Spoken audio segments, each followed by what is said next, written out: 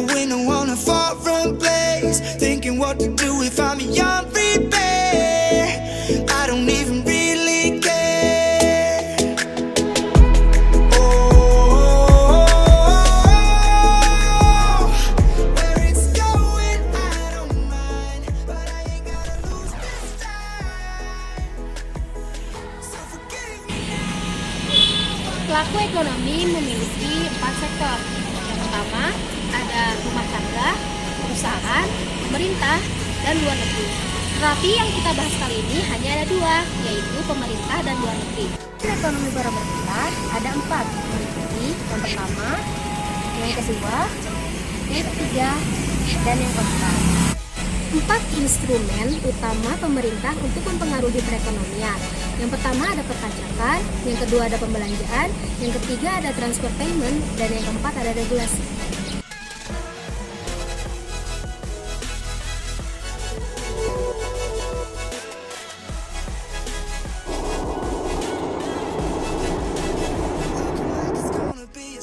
Ada 3 poin perekonomian terbuka. 1. Ekonomi Indonesia adalah perekonomian yang sangat besar dan terbuka. Kedua, mengimpor dan mengekspor sejumlah besar barang dan jasa. Ketiga, selama 4 dekade terakhir, perdagangan internasional dan keuangan telah menjadi semakin penting.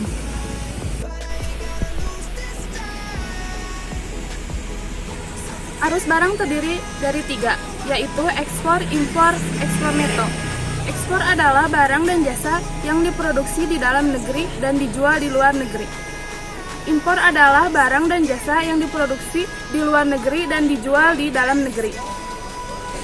Ekspor neto adalah nilai ekspor suatu negara dikurangi nilai impornya. Defisit perdagangan adalah situasi di mana ekspor neto negatif, impor lebih besar dari ekspor. Surplus perdagangan adalah situasi di mana ekspor neto positif, ekspor lebih besar dari impor. Perdagangan seimbang adalah situasi di mana ekspor neto bernilai 0, ekspor dan impor sama nilainya. Faktor-faktor yang mempengaruhi ekspor neto yaitu dibagi menjadi 3, Bung. Yang pertama, selera konsumen pada barang, produksi dalam negeri dan luar negeri. Yang kedua, harga barang di dalam dan di luar negeri. Yang ketiga, nilai tukar di mana seorang dapat menggunakan mata uang domestik untuk membeli uang mata asing. Salah ya Bung, maafin. Yang tadi kan 3, sekarang 3 lagi jadi 6.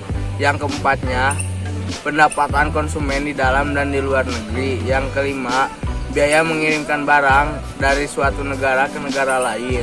Yang keenam, kebijakan pemerintah tentang perdagangan internasional.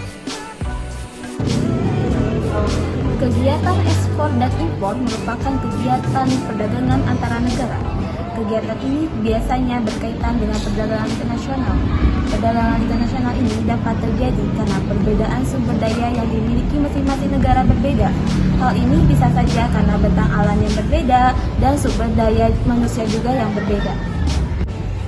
Kegiatan ekspor dan impor ini biasanya dilakukan oleh negara-negara yang menganut sistem perekonomian terbuka. Sistem ini, masyarakat luar negeri dapat terlibat dalam perekonomian tersebut. Pemerintah juga mengawasi kegiatan dan ekspor impor ini. Hal ini dilakukan agar produk dapat dilindungi oleh pemerintah sehingga tidak ada produk asing yang masuk ke dalam produk di dalam negeri. Sebab itu, pemerintah perlu melakukan kebijakan dalam perdagangan internasional. Persamaan ekspor neto dan arus keluar modal neto.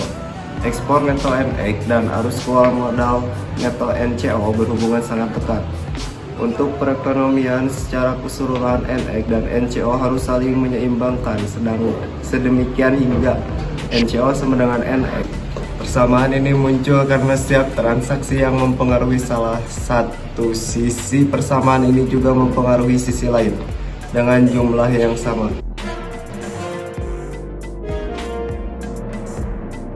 Ekspor neto adalah komponen dari PDB seperti rumus yang di atas. Tabungan nasional adalah pendapatan nasional yang tersisa setelah membayar konsumsi dan belanja pemerintah seperti rumus yang di bawah.